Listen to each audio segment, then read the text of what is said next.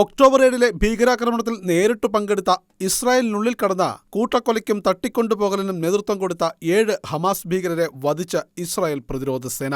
ഗാസയിൽ പ്രവർത്തിക്കുന്ന 99-ാം ഡിവിഷൻ സേനാ വിഭാഗമാണ് ഭീകരരെ കൊലപ്പെടുത്തിയത്. ഇസ്രായേൽ രഹസ്യാന്വേഷണ ഏജൻസിയുടെ പ്രത്യേക അന്വേഷണത്തിനൊടുവിലാണ് സൈന്യം ഒക്ടോബർ 7 ആക്രമണത്തിൽ നേരിട്ട് പങ്കെടുത്ത ഭീകരരിലേക്ക് എത്തിച്ചേർന്നത്. ഹമാസ് ഭീകരൻ അൽഹൂറിനൊപ്പം ഗാസയിൽ എഞ്ചിനീയറിംഗ് പ്രവർത്തനങ്ങൾ നടത്തുന്ന നുക്ബ ഭീകരൻ അബ്ദുൾ അൽ റസാഖ്, ഹമാസ് ഭീകരരായ മസ് അൽഹൂർ, അബ്ദുൾ അബു അവാദ് യുസ്രി, ഒമർ അബു അബ്ദുള്ള, മാദ് അബു ഗർബോവ എന്നിവരാണ് സൈന്യത്തിന്റെ രഹസ്യ നീക്കത്തിൽ കൊല്ലപ്പെട്ട ഭീകരർ. ഇവരുടെ നേരിട്ടുള്ള ഭീകരപ്രവർത്തനങ്ങൾ സ്ഥിരീകരിച്ചതിന് ശേഷമായിരുന്നു സൈന്യം നടപടികളിലേക്ക് കടന്നത്. വിപുലമായ തിരച്ചിലാണ് സൈന്യം ഇവർക്കായി നടത്തിയത്.